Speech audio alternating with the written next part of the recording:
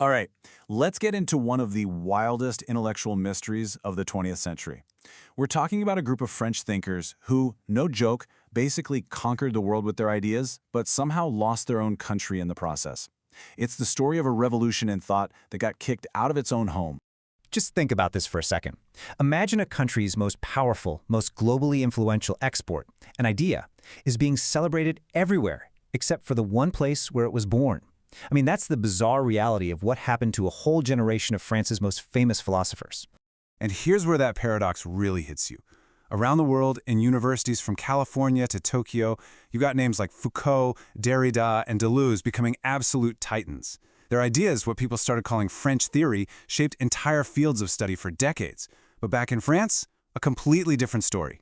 Their work just kind of faded away, becoming what one historian called obituaries and intellectual nostalgia. The very idea of even discussing theory was pretty much banished. So what on earth happened? To get to the bottom of it, we have to rewind to a really specific moment in the 1970s. This is when the entire intellectual climate in France just flipped, almost overnight. People call it the Great Moral Turn. And the thing is, this happened fast. In 1968, France was just buzzing with revolutionary energy. Radical ideas were everywhere. Then, boom. 6 years later, a book lands like a bombshell.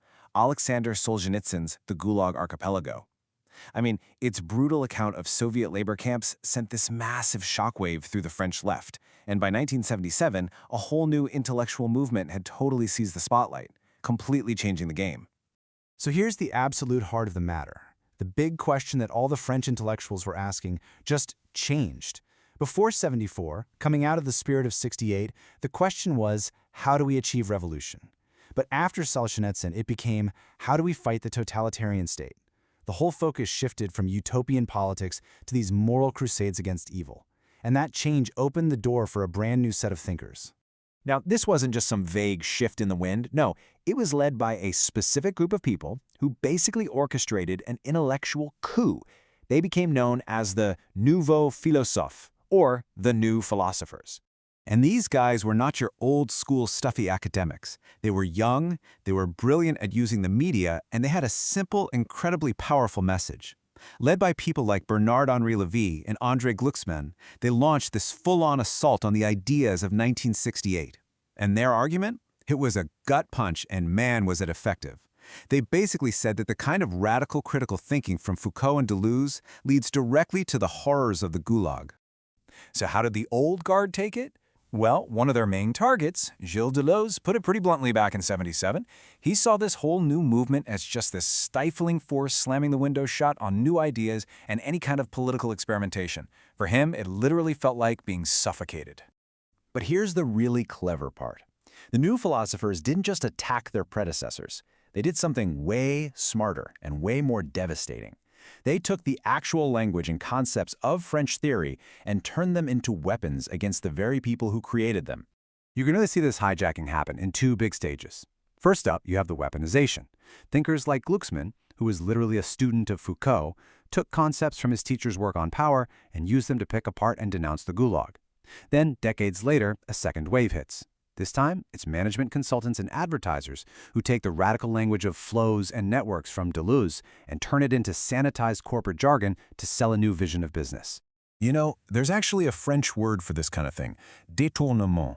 It's this tactical move where you seize your opponent's own ideas, you twist them, and you turn them against their original purpose. And the Nouveaux Philosophes were absolute masters of it. And check this out for a perfect example. François Ewald was Michel Foucault's former assistant. So Foucault's whole thing was analyzing how power creates categories like the abnormal to control people. Ewald comes along, takes those same ideas, and completely repurposes them for a corporate insurance-based view of the world. Suddenly, the abnormal isn't a category to be critiqued, it's a risk for the group that needs to be managed. He twisted Foucault's work from a tool of critique into a tool for social management. Okay, so the public debate was lost. But surely, these ideas would be safe in the one place you'd expect them to survive, the university, right? Well, this is where the story gets its final, and maybe its biggest, ironic twist. So, while French theory was getting hammered in the French media, it was inspiring this huge explosion of new academic fields everywhere else. We're talking cultural studies, gender studies, post-colonial theory, queer theory. I mean, these are massive disciplines that took off in American and British universities, and they all drew heavily on the work of Foucault, Derrida, and the others. But back in France, the academic establishment wanted absolutely nothing to do with them. They dismissed these new fields, the actual intellectual children of their own thinkers, as bastardized, superficial, and get this, a dangerous American import. Yeah, you heard that right. The divide was just stark.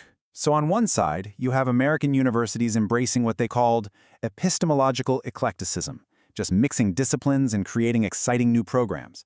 On the other side, French universities did the exact opposite.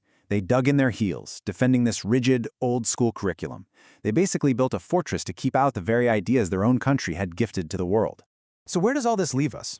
Well, you've got this revolutionary intellectual movement that was effectively defeated on its home turf, leaving its entire legacy in this weird kind of limbo. When you step back and look at it, it's like French theory got hit from 3 different directions all at once. First, it was pushed out of the public conversation by the moral crusade of the new philosophers. Second, its core ideas were twisted and commercialized by business gurus. And third, it was walled off and sidelined inside its own university system. But the story doesn't completely end there. After a long time, we're talking a 20-year delay, the door in France finally started to crack open a little bit.